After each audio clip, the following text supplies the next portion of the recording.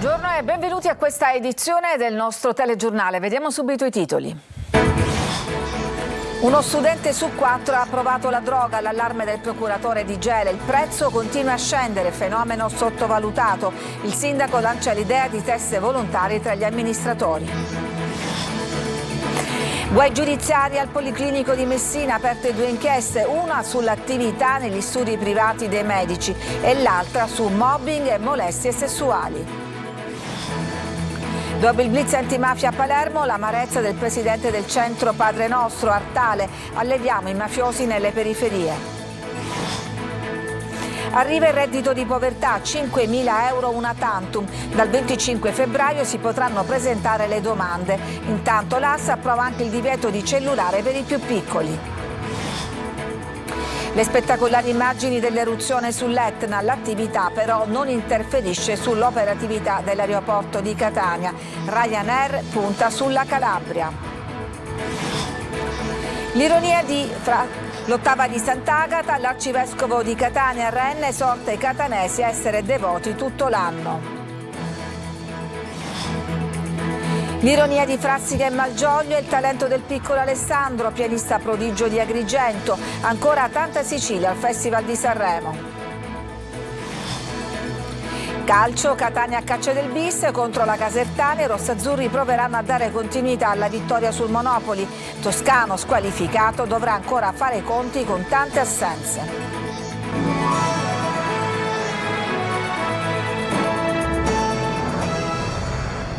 È una vera e propria epidemia silenziosa. A Gela un giovane su 4 ha provato la droga e cocaina in particolare. È l'allarme del procuratore Vella dopo il blitz di ieri. Il sindaco annuncia iniziative per dare un segnale forte. Sentiamo Gerry Italia.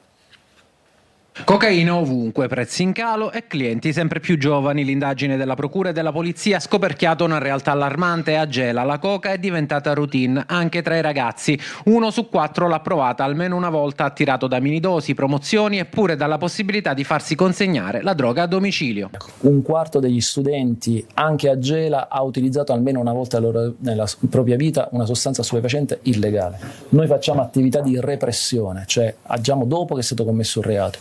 Questo è un fenomeno che è estremamente grave, oggi forse sottovalutato di più rispetto al passato, in cui bisogna ricominciare a fare prevenzione. Tra i clienti anche avvocati, politici, imprenditori, professionisti, e il prezzo continua a scendere, segnale che di coca ne gira tantissima nonostante i sequestri. Nonostante le 20 tonnellate sequestrate l'anno scorso, il prezzo della cocaina continua a essere relativamente basso rispetto agli anni scorsi. Questo vuol dire che la quantità di cocaina in circolazione è enormemente superiore a quella sequestrata. Un fenomeno che secondo le istituzioni va affrontato non solo con la repressione ma anche con un messaggio chiaro. Per questo il sindaco Di Stefano ha deciso di partire dalla politica. Test antidroga anonimi e volontari per amministratori e consiglieri comunali in collaborazione con l'ASP, un gesto simbolico ma che punta a rompere il silenzio su un'emergenza che non può più essere ignorata. Dobbiamo rassicurare i nostri concittadini che gli amministratori che hanno votato sono amministratori che non fanno uso di sostanze stupefacenti,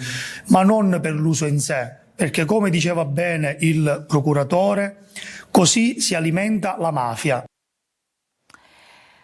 Andiamo a Messina, l'attività condotta nei propri studi privati dai medici che invece operano in ospedale e poi un'accusa di mobbing e molestie sessuali. 2 le inchieste che interessano il Policlinico Universitario. Francesco Triolo. 2 indagini indipendenti e separate scuotono il Policlinico Universitario di Messina. La prima inchiesta nasce nei mesi scorsi ed è stata portata avanti da Carabinieri e Guardia di Finanza sull'attività extramoenia dei medici assunti in strutture pubbliche. I militari nei giorni scorsi hanno fatto visita ad alcuni studi medici privati della città e della provincia, tra Barcellona, Milazzo, Sant'Agata Militello e Ortoriuzzo, e poi si sono recati nel reparto di chirurgia plastica del Policlinico Gaetano Martino. I militari hanno acquisito una corposa documentazione che, secondo indiscrezioni, farebbe riferimento all'attività intramuraria ed extramuraria effettuata da alcuni professionisti.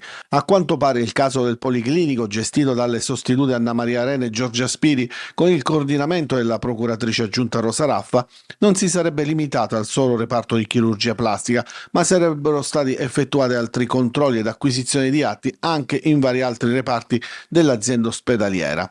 La seconda inchiesta nasce invece dalle accuse messe nero su bianco in 2 querele presentate all'autorità giudiziaria tra novembre e gennaio da 2 donne e che hanno portato alla sospensione di un dirigente dell'azienda ospedaliera accusato di mobbing e in qualche caso anche di molestie sessuali.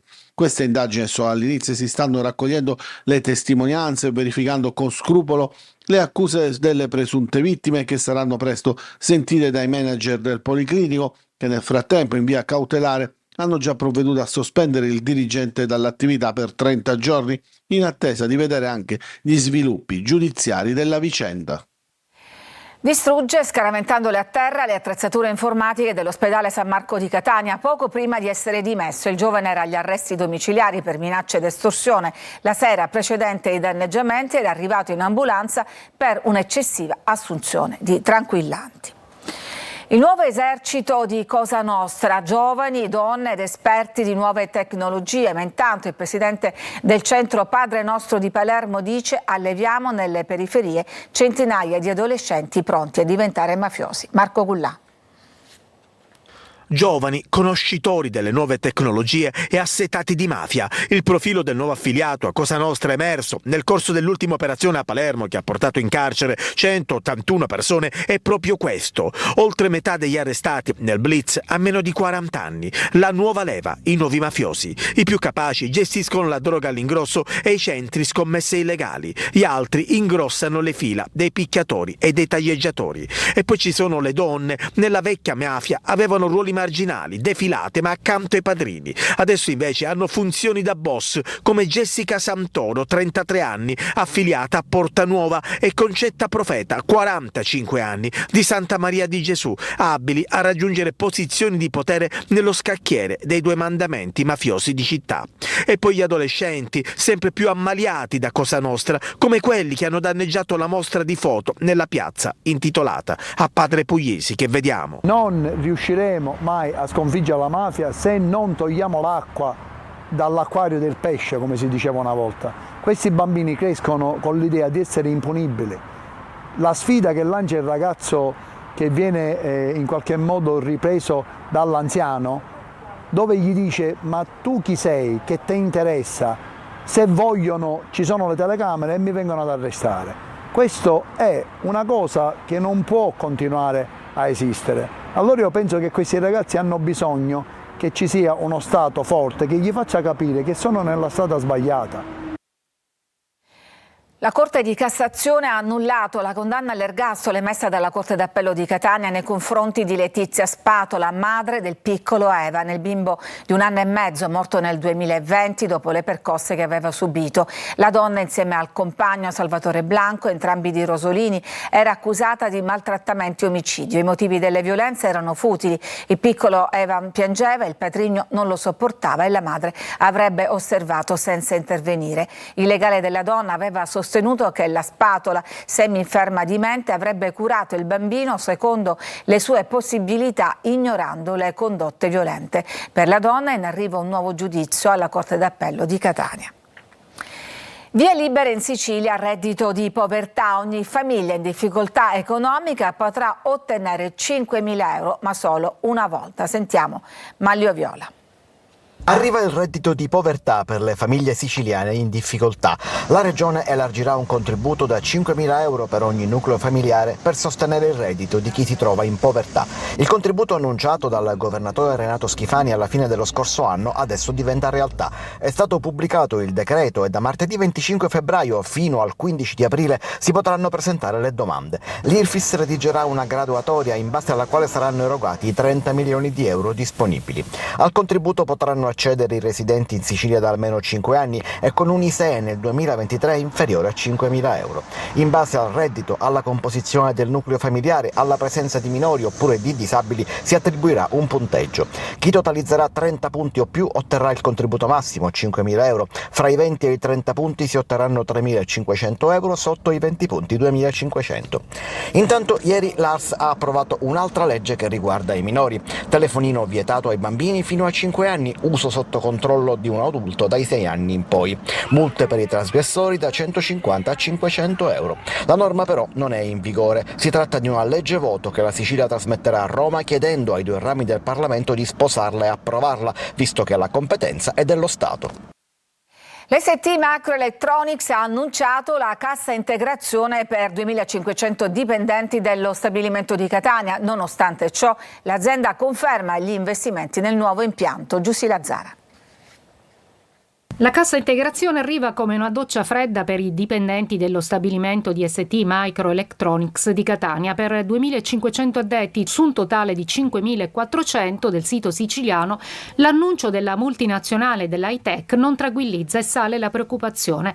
Dal canto suo il colosso italo-francese dice di dover affrontare un problema congiunturale legato al mercato dell'automobile, che vuol dire fare i conti con la ciclicità della produzione dei semiconduttori, che ha visto una flessione nel primo trimestre del 2025.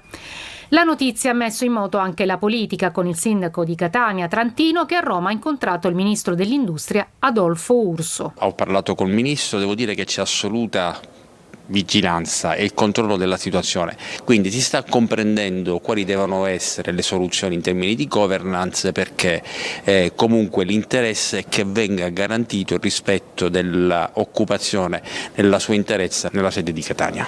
Di segno opposto l'altro annuncio dell'azienda, che ha confermato di voler investire 5 miliardi nel VSIC. Attualmente nel ramo d'azienda che produce i wafer di carburo di silicio lavorano 400 persone e per loro non scatterà la cassa integrazione. Anzi, l'azienda sta puntando sul mercato dell'auto elettrica per consolidare la presenza sul mercato mondiale. Resta alta l'attenzione dei sindacati, che chiedono di fare chiarezza sul piano industriale. È necessario che il governo della regione, che il governo nazionale immediatamente istituiscono un tavolo di crisi su ST, si capisca quali sono le ragioni di questa crisi, ma soprattutto si chiariscano quello che si vuole fare in futuro nel polo produttivo catanese. Continua l'attività eruttiva sull'Etna, che rimane sorvegliato speciale ma non interferisce con l'operatività dell'aeroporto di Catania. Non resta dunque che goderci lo spettacolo con Desiree Ferlito. In queste ore l'Etna è un sorvegliato speciale. Continua infatti l'attività esplosiva al cratere di Sud-Est, con emissione di cenere vulcanica. Spettacolari le immagini che vi mostriamo. La lava fuoriesce dal nuovo cratere per poi finire sulla neve. L'attività del vulcano più alto d'Europa è costantemente monitorato dagli esperti dell'Istituto Nazionale di Geofisica e Vulcanologia, che definiscono stazionaria la situazione. Al momento rimane pienamente operativo l'aeroporto di Fontanarossa, riaperti e subito operativi i settori di volo chiusi ieri per cenere lavica in atmosfera. Intanto tuona, come l'Etna, la decisione di Ryanair, che decide di non investire sulla Sicilia ma di puntare invece sulla Calabria, con un importante piano di espansione che comprende la costruzione di 2 hangar all'aeroporto internazionale di Lamezia Terme, per un investimento complessivo di 15 milioni di euro, che porterà alla creazione di 300 posti di lavoro. Nessuna nuova rotta né incrementi di capacità in Sicilia. Wilson ha ribadito che l'attuale tassa addizionale comunale di 6,50 euro per passeggero rappresenta un ostacolo agli investimenti, mentre gli sconti finanziati dalla regione siciliana sui biglietti aerei per un totale di 60 milioni di euro non solo non abbassano i prezzi, ma rischiano di farli aumentare. Calato il sipario sulla festa di Sant'Agata a Catania, restano impresse le parole dell'arcivescovo Renna, che ha esortato i fedeli al rispetto delle regole. Tonino De Mana. L'edizione 2025 di Sant'Agata verrà ricordata per l'ordine e la compostezza, ma anche per i richiami di Monsignor Luigi Renna ai devoti. Lo vedremo nei prossimi giorni, se la festa di Sant'Agata è andata bene. Dal mio comportamento, dal comportamento di noi sacerdoti, dal comportamento di voi che avete portato il sacco e siete stati nel cordone. Calato il sipario sulla festa, prossimo appuntamento il 17 agosto, adesso sarà importante capire se la devozione, intesa anche come rispetto per la città, sia davvero tutto l'anno. Dal pulpito l'arcivescovo di Catania ha avuto parole per i detenuti, per le ragazze madri, per l'emergenza rifiuti, esortando tutti al rispetto delle regole. Quando un figlio fa qualcosa di sbagliato il padre alza la voce, no? Quindi lui in questo caso, che è il padre della Chiesa a Catania, deve alzare la voce nei confronti dei suoi figli, che sono chiaramente i cittadini. Vabbè, ogni tanto ci vuole, come un buon padre, la carota e il bastone. Dovrebbe essere, questo qui lo scopo di un pastore, no? Noi ci auguriamo che le persone migliorino negli anni e nel tempo, no? A prescindere da chi ci dice come migliorare. È nella nostra indole evolversi, quindi si spera che accada. Sicuramente è stato di insegnamento per tutti. Un richiamo alle responsabilità per una Catania migliore, perché una volta svestito il sacco si possa continuare ad essere degni figli di Agata. E continueremo a parlare di Sant'Agata. Sicilia 24 Focus, in onda oggi dopo il TG, va Spampinato in compagnia di Mariella Aurite, presidente del Circolo Femminile e di Sant'Agata, ripercorrerà i momenti salienti della festa, partendo proprio da ieri, giorno dell'8ª, e dal forte messaggio dell'Arcivescovo Renna. Potete inviare le vostre domande al 342 745 5005 o seguire la puntata anche in streaming sul sito lasiciliaweb.it. E ancora a Catania, no alla pedonalizzazione di Piazza Federico di Svevia, ristoratori e commercianti chiedono la revoca della zona pedonale. Sentiamo il servizio. Numeri da profondo rosso e la sensazione per loro che il peggio debba ancora arrivare. La chiusura per 2 anni del Castello Ursino rischia di essere la pietra tombale sulle loro attività. Per questo motivo ristoratori e commercianti si sono dati appuntamento sotto il comune chiedendo un incontro e quindi un confronto con il sindaco Trantino. Invocano la revoca della ZTL che, secondo i manifestanti, avrebbe portato ad una desertificazione di Piazza Federico II di Svevia. Noi abbiamo potuto appurare che tutte le ZTL dal momento che sono state fatte si sono desertificate. Io pago anche l'aria che respiro. Signor sindaco, deve muoversi, deve dare una sistemazione, anche che non fa la sosta, ma solo il passaggio. Quando piove, una persona non la facciamo. E tra l'altro la chiusura del Castello Ursino per 2 anni rischia di desertificare la zona. Noi per 2 anni noi ci potremmo rurare come è piegato il signor sindaco 2 mesi, no 2 anni. Hai la sensazione che l'amministrazione Trantino non voglia fare il passo indietro? Ma da quello che è successo fino ad oggi sì. Per quanto riguarda la chiusura della piazza siamo molto uniti, perché il disastro è per tutti, chi più chi meno, siamo tutti nella stessa situazione. Titolari, cuochi, camerieri e maestranze chiedono risposte immediate, altri si sono già arresi. Con questo cartello cedesi attività che rischia di non essere il solo. Ci fermiamo, c'è una pausa per la pubblicità, torniamo dopo con altre notizie e parleremo anche dei pezzi della Sicilia che sono sfilati sul palco di Sanremo.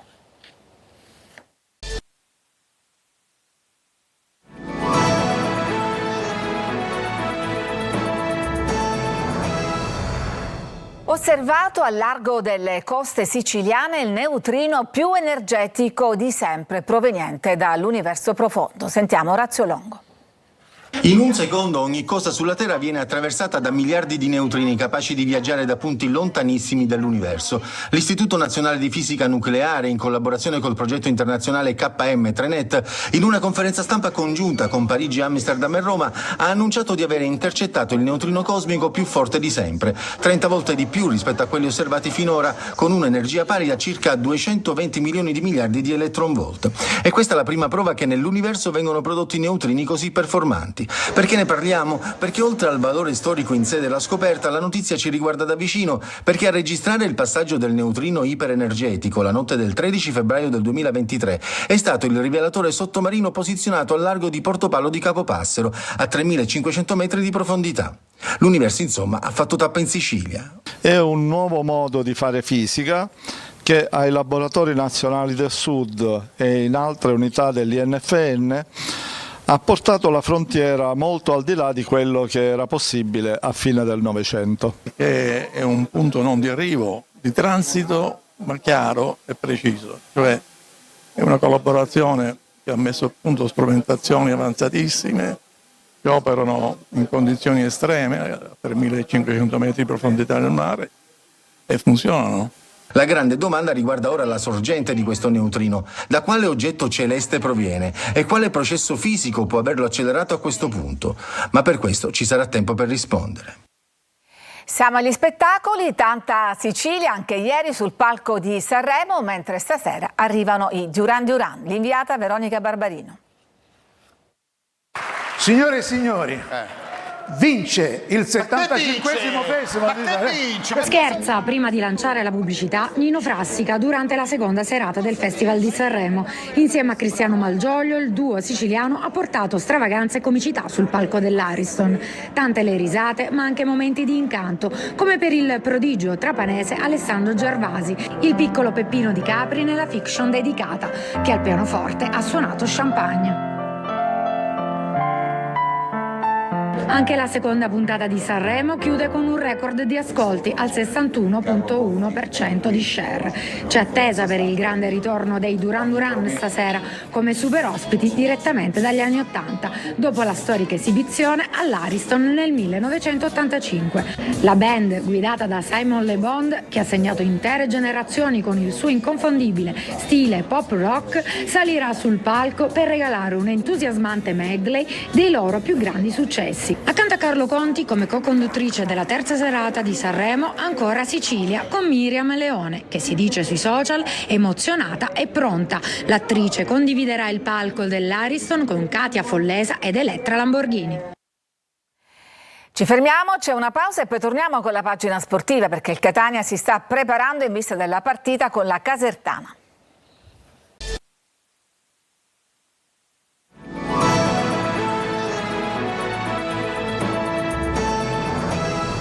Siamo al calcio, il Catania continua la preparazione in vista della partita interna con la Casertana per provare a fare il bis dopo il Monopoli. Marco Carli.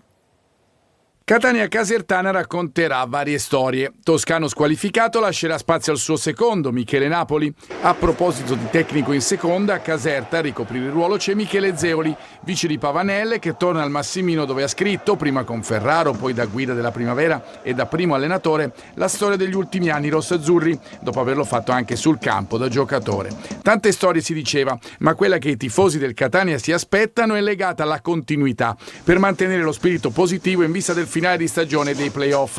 Il 2-1 in terra pugliese ha regalato una settimana diversa rispetto a quelle vissute finora nel 2025. La situazione per quanto riguarda gli uomini impiegati rispetto alla partita di domenica scorsa non sarà così diversa. I rientri sono con ogni probabilità, salvo recuperi miracolosi, solo i giocatori che hanno scontato il turno di squalifica. Dunque Quaini e Frisenna, che regalano qualche scelta in più al tecnico. Si monitorano però le condizioni di De Paoli, che in Puglia ha giocato per la prima volta in campionato 68 minuti, partite col Giuliano comprese, ed è uscito non al meglio. L'alternativa si chiama Corallo, il giovane che ha ben impressionato tanto da consentire al Catania un finale in crescendo, oppure Luperini o Frisenna insieme a Jimenez. Per il resto consueto ballottaggio a sinistra fra Raimo e Anastasio, ancora qualche allenamento per Toscano per sciogliere gli ultimi dubbi, quelli che domenica al Massimino non vogliono avere i tifosi, che si augurano un Catania pronto a continuare sulla strada intrapresa a Monopoli. È tutto per questa edizione, vi lascio adesso al nostro focus condotto oggi da Eva Spampinato. Grazie a tutti, una buona giornata.